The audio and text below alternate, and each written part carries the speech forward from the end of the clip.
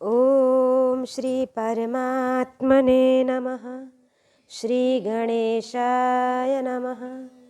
ओम नमो भगवते वासुदेवाय। श्रीमद् भागवत रसामृत श्री रामचंद्र डोंगरे जी महाराज द्वारा रचित भागवत रहस्य का नया संस्करण। आज पंचम स्कंद है। आज भाग 29 है। ज्ञानी परमहंस और भागवत परमहंस के बारे में आज हम श्रवण करेंगे। प्रियव्रतो भागवतः आत्मा रामः कथं मुने गृहे रमतयन्मूलः कर्मबन्धः पराभवः। परमात्मा श्री कृष्ण चेतन स्वरूप है। आत्मा परमात्मा का अंश है, इससे आत्मा भी चेतन रूप है। ईश्वर और जीव चेतन है तो क्या जगत क्या है? जगत जड़ और चेतन का मिश्रण है। जगत में दो पदार्थ हैं, जड़ और चेतन।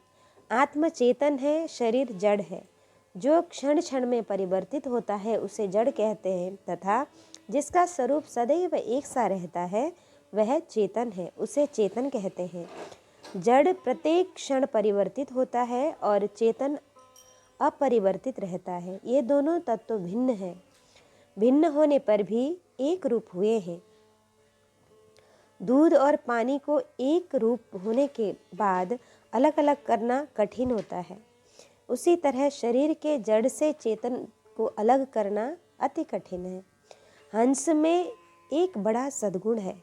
दूध और पानी को एक करके हंस के समक्ष रखिए, हंस पानी छोड़ देता है और दूध पी जाता है।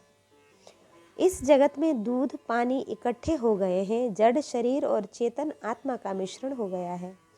परमहंस शरीर से आत्मा को अलग कर देते हैं।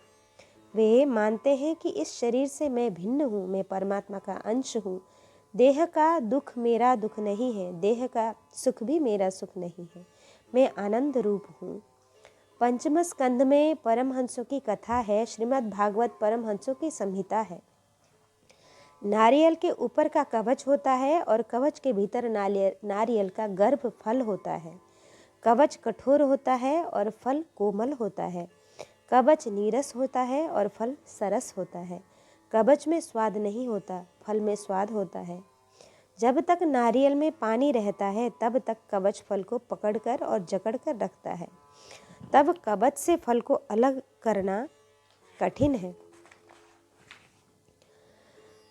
बहुत तेज गर्मी पड़ती है, तब नारियल के भीतर का पानी सूख जाता है और तब नारियल का फल और कवच अलग हो जाते हैं। थोड़ा सोचिए तो ध्यान में आएगा कि शरीर कवच जैसा है। शरीर के भीतर स्थित आत्मा नारियल जैसा है। आत्मा रसमय है, रस फल में है, कवच में नहीं है। कवच में गर्भ अलग पड़ता है, तब नारियल का पाक होता है। नारियल में जब तक पानी रहता है तब तक कवच गर्भ को छोड़ता नहीं है, उससे वह चिपका रहता है। संसार के विषय जिसे सरल लगते हैं, संसार के विषय जिसे मीठे लगते हैं, संसार का सुख जिसे भाता है, वह शरीर से आत्मा को भिन्न स्वरूप में नहीं देख सकता। जब विषय रस सूख जाते हैं तब शरीर से आत्मा भिन्न दिखाई देती है। तब संसार के सभी सुख तुच्छ प्रतीत होते हैं। संसार के विषय कड़वे लगते हैं और तब मन वहाँ से हट जाता है। आनंद का स्वाद कवच में नहीं है, रस तो फल में है। शरीर रसमय नहीं है, आत्म रसमय है। आत्ममय तो परमात्मा है। ज्ञानी शरीर से आत्मा को अलग करते हैं। ज्ञानी दो प्रकार के हैं, भागवत परमहंस और ज्ञानी परमहंस। ज्ञानी परमहंस ऐसा मानते हैं कि जो दिख रहा है वह सब असत्य है और जिसे ये दिख पड़ते हैं वे परमात्मा सत्य हैं। परमात्मा सभी के दृष्टा हैं, साक्षी हैं। दृश्य मिथ्या है, दृष्टा सत्य है। दृश्य क्षण क्षण में परिवर्तित होता है और दृश्य दुख रूप है। ज्ञानी पुरुष जो दिख रहा है उसका मोह छोड़ देते हैं। जिसे दिख पड़ता है उस परमात्मा के साथ वे प्रेम करते हैं। वे दृश्य से दृष्टि हटाकर दृष्टा में दृष्टि को स्थिर करते हैं। भगवान श्री शंकराचार्य स्वामी जगत को मिथ्या मानते हैं। श्री शंकराचार्य स्वामी के बाद के आचार्य रामानुजाचार्य स्वामी, भगवान श्री महाप्रभु जी और आदि सभी वैष्णव जगत को सत्य मानते हैं। भागवत में दोनों सिद्धांत हैं। जगत असत्य है, ऐसा अगर समझ में आ जाए तो जगत में दुख नहीं रहता है। परंतु जगत को सत्य मानकर जो लोग व्यवहार करते हैं, संसार सुख रूप है ऐसा मानकर ही व्यवहार करते हैं। संसार के सुख जितने भी हैं वो दुखमय हैं, ऐसा कहना सरल है, किंतु यह समझना बहुत कठिन है। जगत असत्य है, यही ठीक से समझ में आ जाता है। कथा पूर्ण हुई और घर जाने के लिए तैयार हुए। देखा कि कोई जूते ले गया। उससे कोई अगर कहेगा कि जगत असत्य है तो कहेगा कि भाई अपना ज्ञान अपने पास ही रखिए, बिना जूते पहने धूप में चलना पड़ेगा तो जगत असत्य है। यह ज्ञान क्या टिक सकेगा? जगत असत्य है, इस ज्ञान को मानव समझता नहीं है, मात्र बोलता है। जगत असत्य है ऐसा बोलने में लाभ नहीं है, अनुभव में लाभ है। साधारण व्यक्ति के लिए यह सिद्धांत कठिन है। वैष्णव आचार्य कहते हैं कि जगत आपको सत्य प्रतीत होता है, जगत सत्य है, पर जगत में जो कुछ भी है परमात्मा का है, तुम्हारा कुछ भी नहीं है। इस शरीर का मालिक भी ईश्वर ही है, जीव इसका मालिक नहीं है।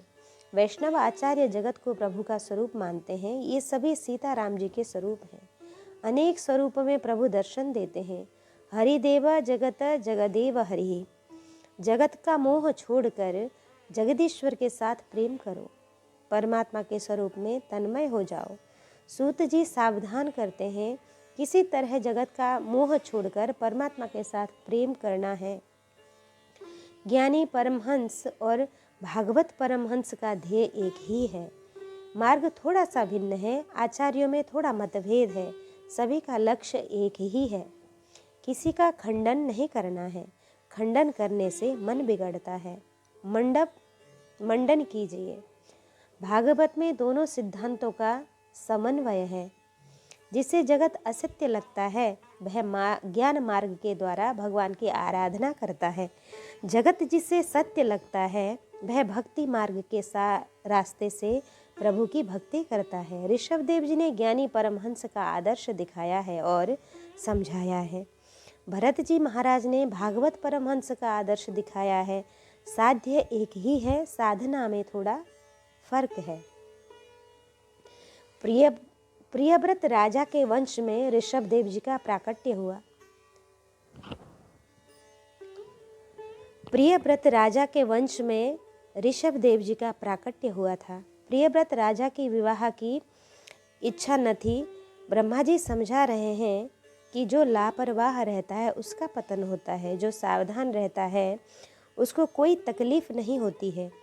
प्राप्त प्रारब्ध भोग कर पूर्ण कीजिए। प्रियव्रत राजा ने विवाह किया। उनके वंश में नाभि हुए। उनके घर भगवान ऋषभदेव जी ने ऋषभदेव जी का स्वरूप प्रकट हुआ।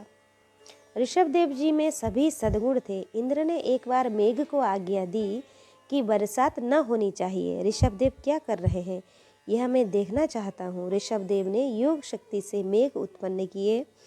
ऋषभदेव ने संतानों को उपदेश देते हुए कहा, नायम देहो देह भाजम त्रिलोके कष्टन कामान हरते बिडभुजा में तपो दिव्यम पुत्र कायेन सत्वम शुद्धम यद्यस्मादम ब्रह्म सौख्यम त्वनंतम।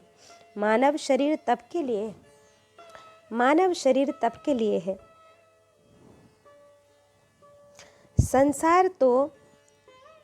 संसार के सुख तो पशु पक्षी भी भोगते हैं। जो तप नहीं करता है उसका पतन होता है। पुत्र भरत को राज्य देकर ऋषभदेव जी घर छोड़कर जाते हैं। लंगोट का भी उन्होंने त्याग कर दिया है। नग्न दिगंबर है। पागल की तरह घूमते हैं पर भीतर से सावधान है, कोई पीछे न पड़ जाए। ध्यान में भक्ति में विक्षेप न होने पावे। इससे जगत के समक्ष पागल इससे जगत में इससे जगत के समक्ष पागल का स्वरूप धारण करके घूमते हैं। कई लोग इन्हें पागल समझकर मारते हैं, तिरस्कार करते हैं। ऋषभदेव की निष्ठा है कि शरीर को कोई भी मारता है, मुझे नहीं मारता है। मैं शरीर नहीं हूँ, मैं शरीर से भिन्न हूँ। आत्मा को कोई मार नहीं सकता, मुझे इसका दुख नहीं होता है, मैं आनंद में हूँ।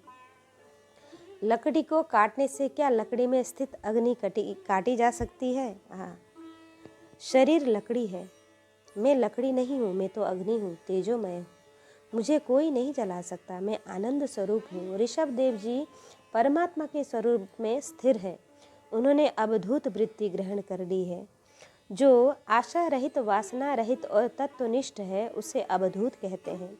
कई लोग उन्हें महात्मा समझकर सम्मान देते हैं। ऋषभदेव जी के लिए कोई मान दे या अपमान करे, सभी असत्य है। जहाँ मान नहीं है, अपमान नहीं है, जहाँ सुख नहीं है, दुख नहीं है, ऐसे आनंद में ऋषभदेव जी स्थिर हैं। परमात्मा सत्य है, आनंदमय है। ऋषभदेव जी परमात्मा में स्थिर हैं। ऋषभदेव जी को जब लोग बहुत त्रस्त करने लगे, तब वे अवधूति वृत्ति छोड़कर अजगरी वृत्ति ग्रहण कर लेते हैं। अजगर बैठा ही रहता है, वह हिलता डुलता नहीं है। ऋषभदेव जी जहाँ बैठे हैं वहाँ बैठे ही रहे, जहाँ बैठे हैं वहीं लघु शंका दीर्घ शंका करते हैं, पर परमात्मा के निरंतर ध्यान करते हैं। ऋषभदेव जी के विष्टामूत्र में से सुगंध प्रस्फुटित हो रही है। भरत जी बाहर से निष्क्रिय दिख पड़ते हैं, भीतर से निरंतर ध्यान करते हैं। उन्हें अनेक प्रकार की सिद्धियां प्राप्त हैं, परंतु ऋषभदेव जी उनको स्वीकार नहीं करते। सिद्धि प्रभु मिलन में विघ्न करने वाली है। ऋषभदेव जी ने जगत को आदर्श दिखाया है। ज्ञानी को सिद्धि की उलझन में नहीं पड़ना चाहिए। परोपकार के लिए प्रयुक्त सिद्धि भी पतन की ओर ले जाता है। सिद्धि के उपयोग से प्रसिद्धि आती है, प्रसिद्धि से अहम आता है, अभिमान से पतन होता है। ऋषभदेव ज्ञान की अंतिम कक्षा में पहुंच गए हैं। ज्ञान की अंतिम कक्षा में पहुंचने के बाद शरीर 20-21 से अधिक दिनों तक नहीं टिकता। एक बार जंगल में दावाग्नि जल उठी, उसमें ऋषभदेव जी ने शरीर को जला दिया। सह तेन ददाह, ऋषभदेव जी परमात्मा में लीन हो गए। ज्ञानी परमहंसों को जगत में किस तरह रहना चाहिए, इस आदर्श की स्थापना के लिए भगवान का यह अवतार हुआ है। ऋषभदेव जी की कथा संपेक्ष में वर्णन है, उसका हमारे लिए बहुत उपभोग नहीं है, पर भरत जी का चरित्र हमारे लिए बहुत उपयोगी होने के कारण शुकदेव जी ने भरत देव के चरित्र का विस्तार पूर्वक वर्णन किया है।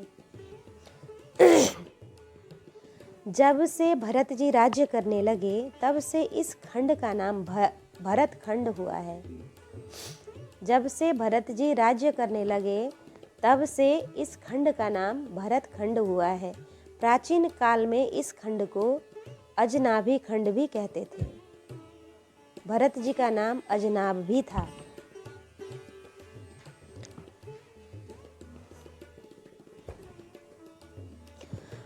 भरत जी महाराज महान योगी थे, तपस्वी थे। मन में सूक्ष्म वासना रह जाती है तो भी ज्ञानी और योगी का पतन होता है। वासना भयंकर है। भरत जी वैराग्य को पूर्णतः नहीं पा सके, इससे घर छोड़कर वन में गए तो वन में भी उनका पतन हुआ। घर में रहकर धीरे धीरे संयम बढ़ाइए, अपने मन को समझाइए, मन को शुद्ध कीजिए। मन में कोई वासना न रहनी चाहिए। घर छोड़कर जाने पर क्या एकदम प्रभु मिलते हैं? घर में रहकर भी तो जो सावधान होकर भक्ति करते हैं, उससे घर पर भी प्रभु मिल जाते हैं, पर जो वन में जाकर लापरवाह या असावधान रहता है, उसे माया त्रास देती है।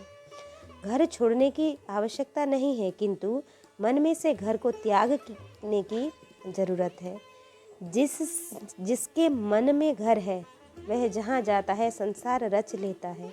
जिसके मन में संसार है, वह मंदिर में जाकर भी चकबी चकवा के जोड़ों को देखकर संसार पा लेता है। वह आँख से मन से पाप करता है। संसार छोड़कर कहाँ जाएंगे? मन से संसार निकाल देने का यत्न कीजिए। भागवत की कथा सबके लिए है। जिसे घर में रहकर भक्ति करनी है उसके लिए प्रहलाद का चरित्र वर्णन आगे आएगा।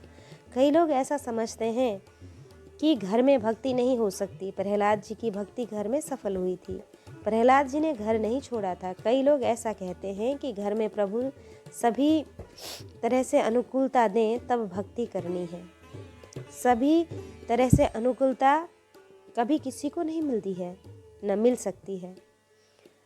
जीव जब तक जगत में आता है तब तक पाप पुण्य दोनों लेकर आता है। पुण्य का फल सुख है, पाप का फल दुख है। इससे घर में सुख दुख यानी अनुकूलता प्रतिकूलता तो रहेगी ही। एक भाई ने कथा में सुना था कि पूर्णिमा के दिन समुद्र स्नान से सभी तीर्थों के स्नान का फल मिलता है।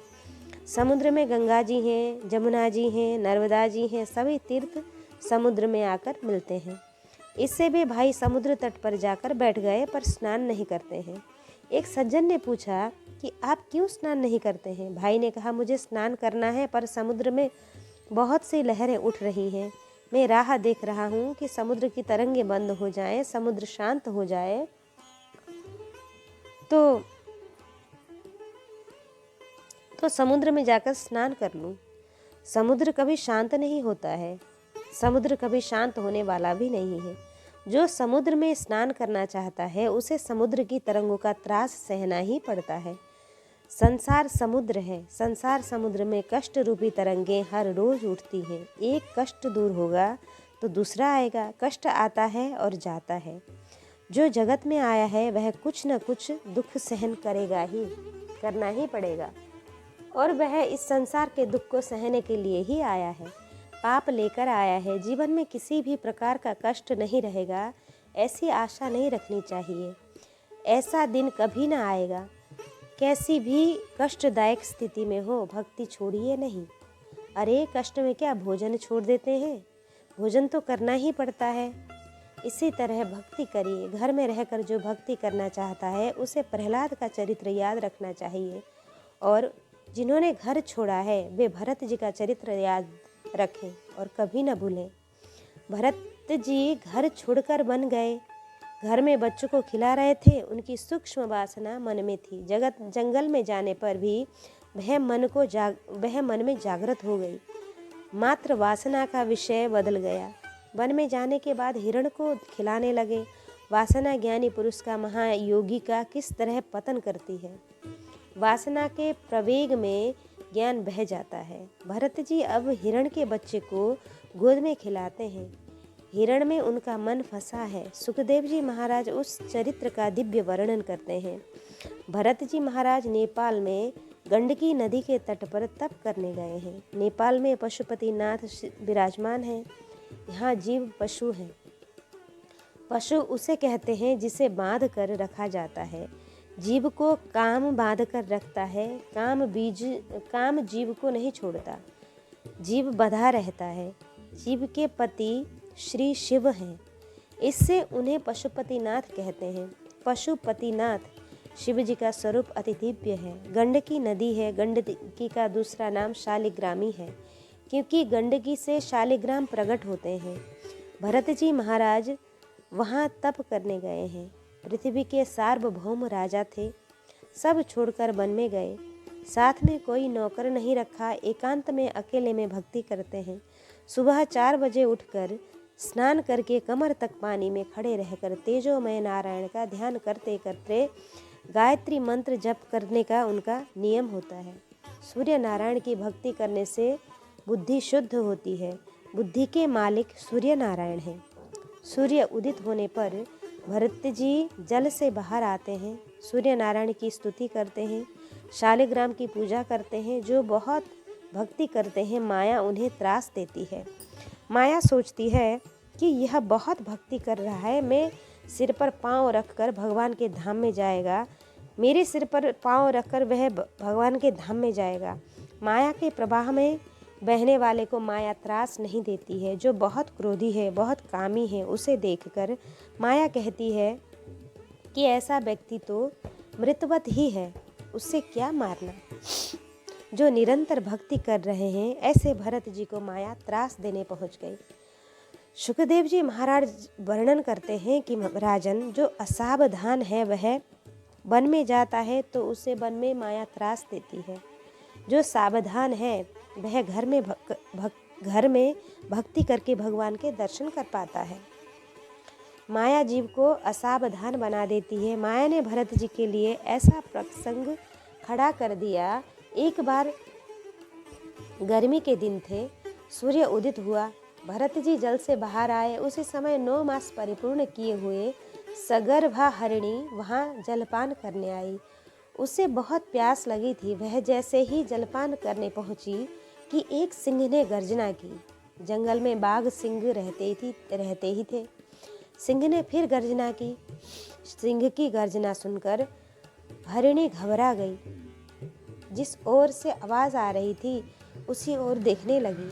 सिंह ने फिर गर्जना की। गर्जना सुनकर हरिणी को विश्वास हो गया कि मेरी गंध सिंह को आती होगी। वह दौड़कर अभी आएगा और मुझे मार डालेगा। अब मैं कहाँ जाऊँ? मेरा रक्षण कौन करेगा? गंडकी नदी का लघु प्रवाह था। हरिणी ने सोचा कि जोर से कूदकर सामने के तट पर जा पहुँचूं तो शायद बच सकती हूँ। उसने छलांग लगा दी। प्रसव का समय था। उसके कूदते ही गर्भ का बच्चा पेट से बाहर निकल आया। हरिणी को प्रसव की वेदना हो रही थी। वह तड़पने लगी थी। उसका बच्चा जल में पड़ा था। बच्चे को देखते ही रही। भरत जी वहाँ खड़े थे। भरत जी हरिणी की ओर देखने लगे और वह हरिणी भरत जी को देखने लगी, मानो कह रही हो कि महाराज, मेरी संतान आपके सुपुर्द है, उसे बड़ा करना है। भरत जी को इस बच्चे में श्री हरि के दर्शन हुए। भगवान सभी में है। भरत जी जगत को ब्रह्म रूप में देखते हैं।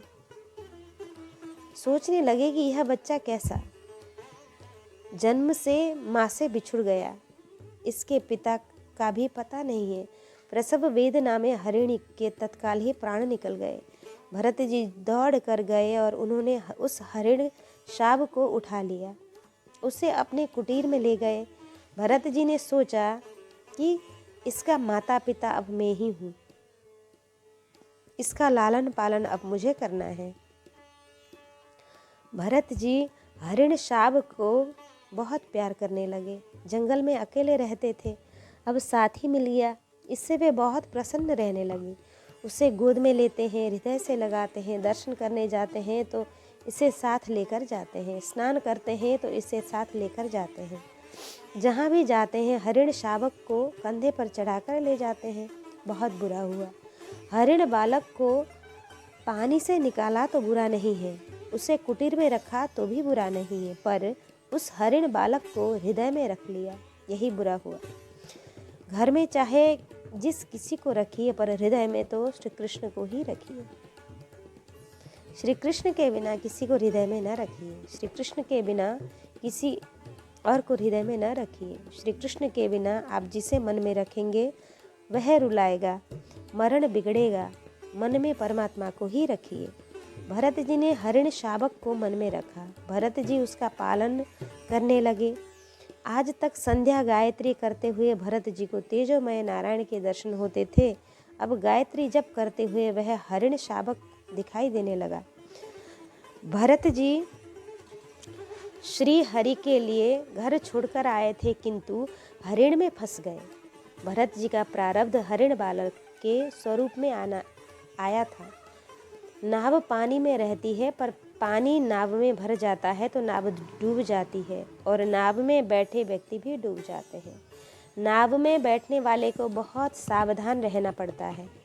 संसार समुद्र है, मानव का शरीर नाव है।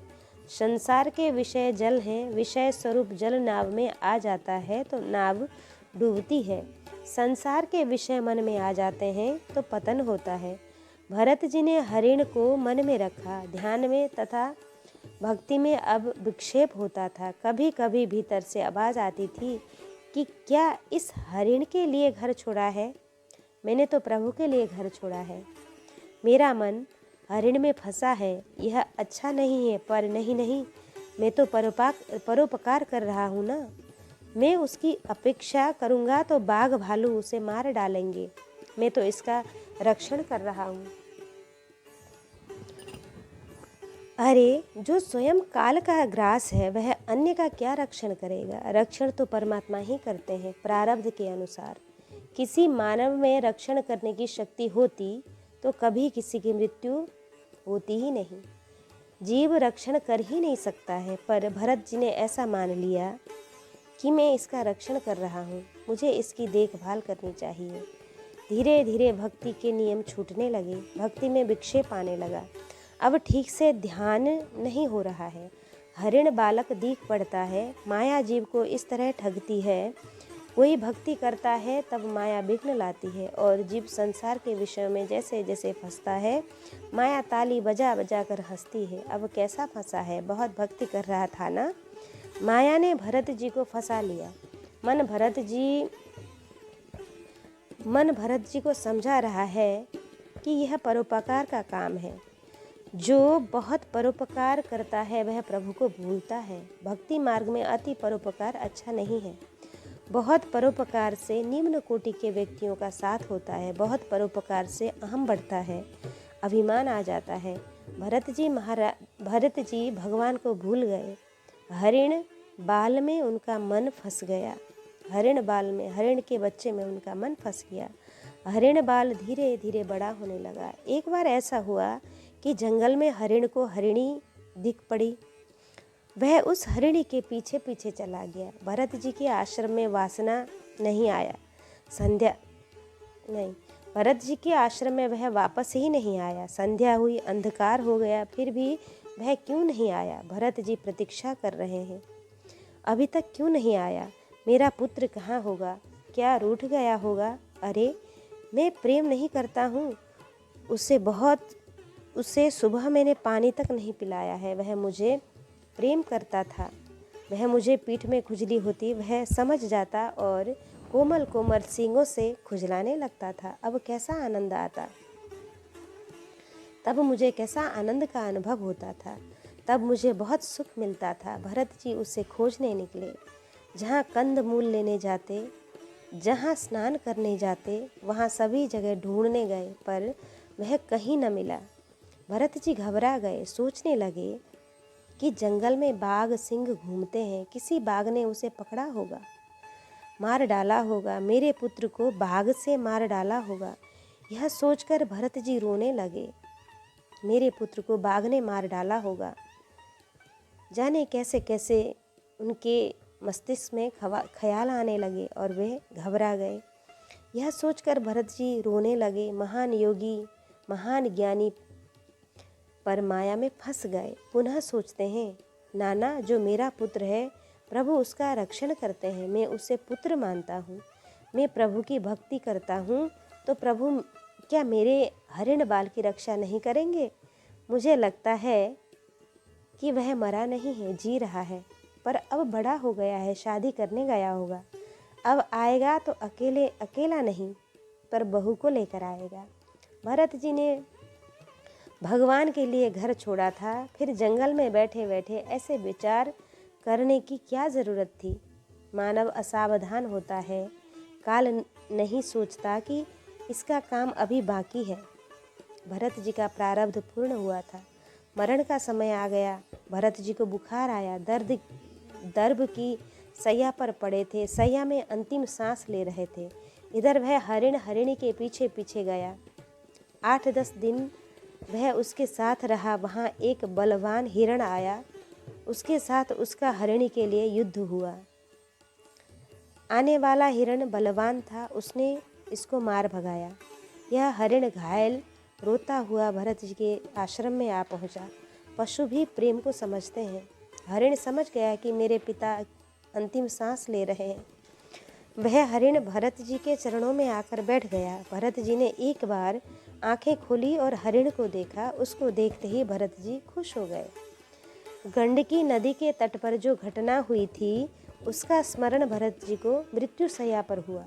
अंतकाल में उस हरिण का स्मरण हुआ। सुखदेव जी महाराज वर्णन करते हैं कि उसी हरिण के पेट में भरत जी गए। ओह, मन वासना में जहाँ फंसा होता है, उसके अनुसार अंतकाल में चित्र दिख पड़ते हैं, और उस चित्र को यह मैं हूँ ऐसा जानकर जीवात्मा इस शरीर को छोड़ता है। भरत जी को अंतकाल में वही हरिण दिखाई दी जिसने कूद कर प्राण गंवाए थे। वह हरिणी कालंजर पर्वत पर पुनः हरिणी बनकर घूम रही थी। भरत जी को उस हरिणी का स्मरण हुआ। भरत जी उस हरिणी के पेट में गए। हमारे सनातन धर्म में इससे मूर्ति पूजा को बहुत महत्व दिया गया है। कई ज्ञानी पुरुष ऐसा मानते हैं कि मूर्ति पूजा गॉड है। ऐसा नहीं है। मूर्ति पूजा करते हुए परमात्मा का स्वरूप यदि मन में रह जाता है और अंतकाल में जब परमात्मा के इस दिव्य स्वरूप का चित्र खड़ा होता है तब हमारी नैया पार हो जाती है। परीक्षित महाराज सुखदेव जी महाराज से पूछते हैं कि महाराज, बहुत वर्षों तक भरत जी ने भक्ति की तो क्या वह सब व्यर्थ हो गई? सुखदेव जी महाराज कहते हैं कि राजा, भक्ति कभी व्यर्थ नहीं जाती है। भरत जी से एक भूल हुई, इससे हरिण हुए, पर इस पशु देह में भी उनको ज्ञान था। एक राजा को मालूम हुआ कि वह अगले जन्म में सूअर होगा। मरण का समय आने पर उसने कहा कि भाल में सफ़ेद टीके वाले सूअर को मार डालना, क्योंकि वह मैं होऊंगा। मुझे सूअर के रूप में गंदगी में लौटना नहीं है। पर जब उसे मारने गए तब उसने कहा कि मुझे आनंद है, मारने की आवश्यकता नहीं है। जीव जहाँ जाता है वहाँ सुख समझकर ही रहता है। भरत जी हरिण हुए, पर हरिण के स्वरूप में भी उन्हें ज्ञान था। हरिण के समूह को त्याग कर वे गंडकी नदी के तट पर अपनी कुटीर में पहुँच गए। उन्हें सबका स्मरण हुआ। भरत जी रोने लगे हैं। नदी में स्नान करते हैं, वृक्ष के सूखे पत्ते खाते हैं, हिंसा के डर से घास भी नहीं खाते हैं, एकादशी का व्रत करते हैं, सभी के संग से दूर रहते हैं, आधा शरीर जल में आधा जल के बाहर रखते हैं। पूर्व जन्म में हरये नमः मंत्र का जप करते थे। उस मंत्र का स्मरण होते ही वे पशु शरीर में भी जप करते हैं। श्री कृष्णाय वासुदेवाय हरये परमात्मने प्रणतक्लेशनाशाय गोविंदाय नमो नमः। जितने दिन हरिण बालक का संग किया उतने दिन हरिण के रूप में रहे। प्रारब्ध पूर्ण हुआ, हरये नमः बोलते बोलते शरीर छोड़ दिया। पवित्र ब्राह्मण के घर प्रकट हुए। यह भरत जी का अंतिम जन्म था। बाल्यावस्था में ही उनको परिपूर्ण ज्ञान था। सोचा कि हरिण के संग से हरिण हुआ, मानव के संग से मानव होऊंगा। अब मुझे जन्म नहीं लेना है। वे माता पिता का संग छोड़कर कोने में बैठ गए। माता उनको हंसाती है, बुलाती है, पर वे कभी हंसते नहीं हैं, न कभी रोते हैं। महाज्ञानी के सभी लक्षण उनमें हैं। यह बालक कैसा है? यह तो पागल है क्या? पिता को भी आश्चर्य होता है। पिता ने जनेऊ दिया। ओमकार प्रणव का मंत्र पढ़ाते हैं। भरत जी कुछ बोलते ही नहीं हैं। बोलने से स्नेह होता है। पिताजी ओंकार मंत्र पढ़ा रहे हैं, भरत जी कुछ बोलते ही नहीं।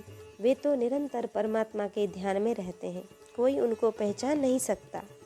सभी उन्हें जड़ समझते हैं। माता पिता के अवसान के बाद भरत जी गांव में पागल की तरह घूम रहे हैं। भाई भाभी उनका तिरस्कार करते हैं। भरत जी ने घर छोड़ दिया। वे बाहर घूमते रहते हैं, मुफ्त में मजदूरी करते हैं। कोई देता है तो ले लेते हैं, नहीं देता तो मांगते भी नहीं हैं। भाइयों ने फटकार कर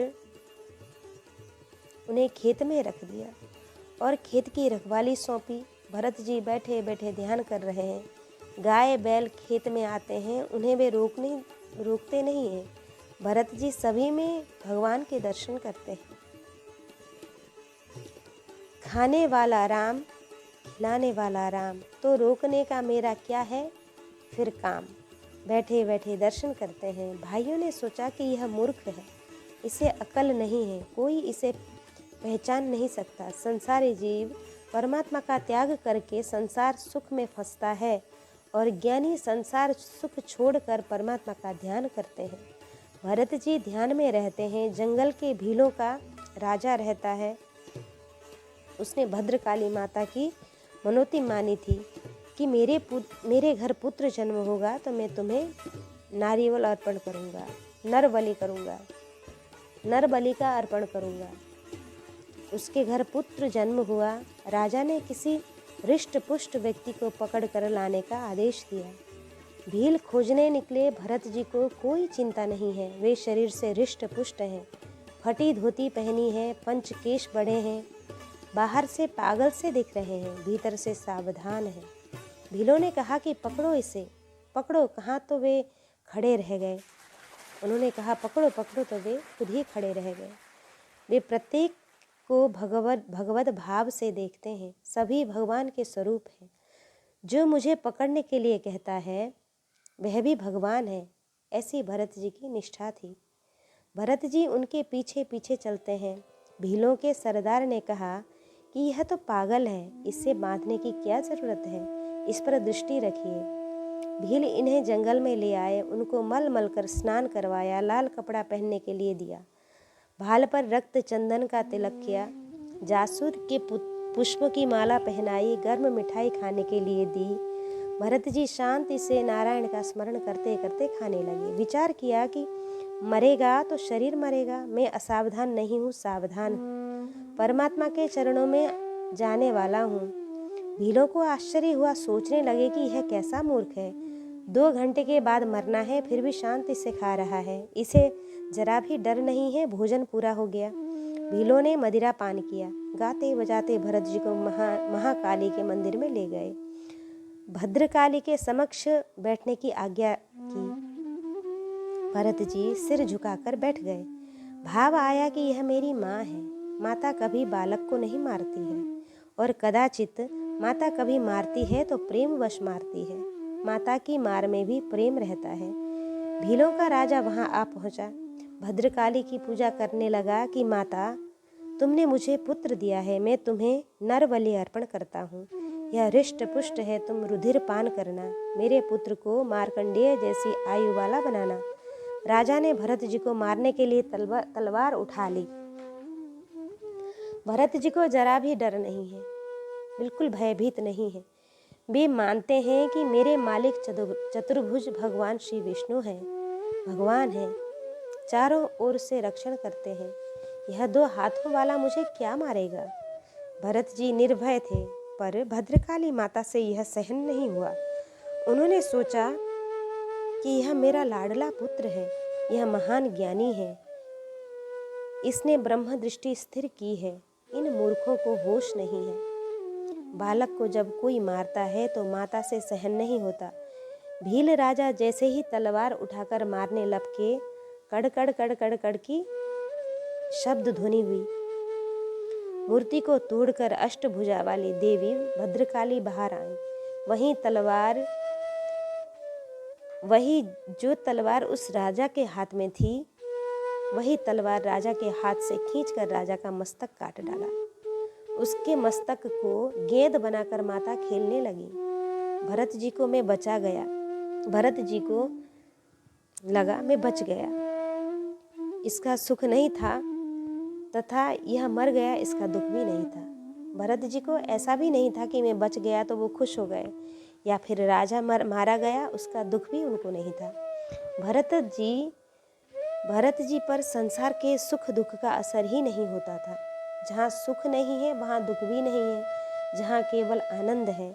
भरत जी उस आनंद में परमात्मा के स्वरूप में स्थिर थे। इस तरह से आज की कथा ज्ञानी परमहंस और भागवत परमहंस के बारे में हमने कथा श्रवण किया। आज भरत जी का चरित्र और ऋषभ देव जी का चरित्र हमने सुना है। आज के लिए इतना ही। कृष्णाय वासुदेवाय हरे परमात्मने प्रणतक्लेशनाशाय गोविंदाय नमो नमः।